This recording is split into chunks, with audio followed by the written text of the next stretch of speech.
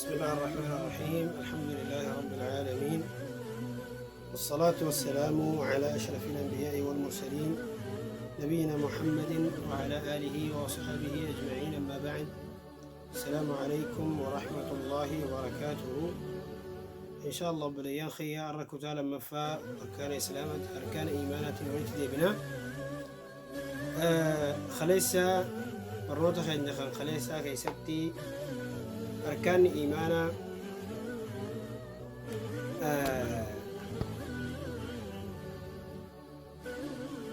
أركان إيمانا ربي تأمنوا جتون مال أكته وبنيت الرّي ربي تأمنوا نمو مالين خان قرتي بيك مجنة خليسا برنوتا خينا خليسا بنيتو أكما خليسا والإفدامني ربي تأمنون بؤاك أبعدني فايداك فري إسر أرقم وجرا فرين سمالي جنة إن شاء الله تعالى ويا برو والإفبال لمني إني سن الراجع. إذن أرانتنا فري ربي تأمنون أرقم تمالي ربي تيو أمني بؤان إرى أرقم وخان فرين أرقم مالي فرين سن أكاسي قدتي إن شاء الله وإلا الله يجب جل كبرتي ربي تأمنون داف فرين نتي أرقنو الثناء على الله تعالى بأسمائه الحسنى وصفاته العظيمة. مكا ربي سبحانه وتعالى قاري في صفة ربي قدو سنين ربي سبحانه وتعالى فارسو ربي قالتي فتشو أكسم أمالي يرو هند خيستي ربي فارسو لتي راحة أرقجو gammachuutti argachuu qalbii teenya tana qulqulleeysuu shirkiirraa munaafiqummaarraa macsiyarraa wasakha qalbii teenya khaxuruusu ka macsiyaa kanarraa dhikrii rabbii saniin qalbii teenya qulqulleeysuu argannaa jechuu. akkasuma ammallee qaceelloo karaa gartee diriiraa rabbitti nu geessu sun arganna jecha. rabbitti yoo amanne karaa diriiraa kara gartee jannataa nu geessu sun qaceelloo sunii argannaa jecha. akkasuma ammallee lammaffaan rabbi subhaanahu wa ta'aalaa haajamne hunda keeysatti rakkoo barbaanne rakkoo nutti dhufte hunda keeysatti maqaa rabbii gaggaariidhaa fi sifa rabbii gartee ta isaan malte saniin yeroo rakkanne keeysatti rabbi kadhachuudha milkooyna jechuu. yoo rabbitti aman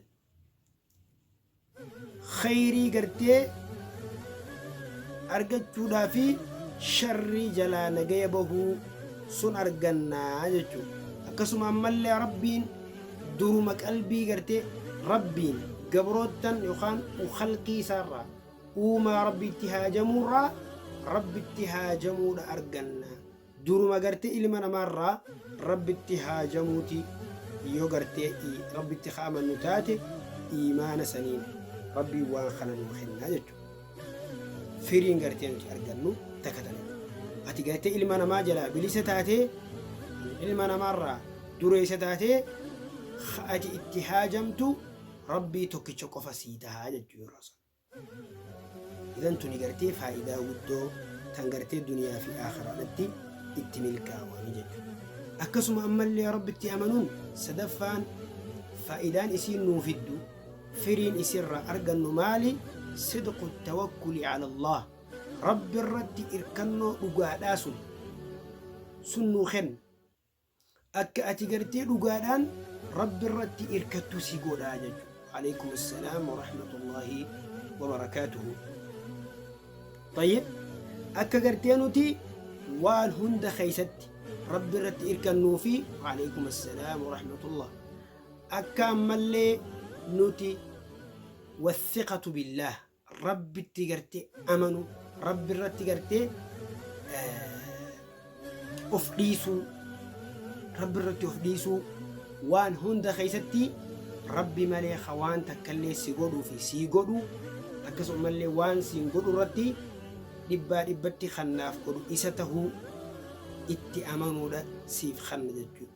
iimaanni rabbitti ati amantu faayidaa gurguddaa jiruu duniyaa fi aakhiraa keessatti. فكلما قوي الإيمان بالله وأسمائه وصفاته حظ العبد من هذه الأمور.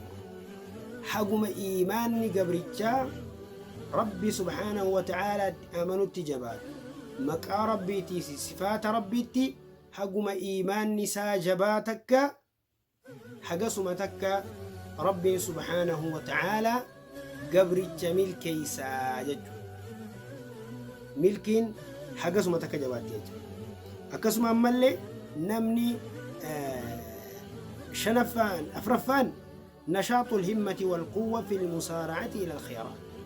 ربتي أمنوا الربوانة أرقدتو حملي خيري هجتو عبادة خيستي حملي مورالي عبادة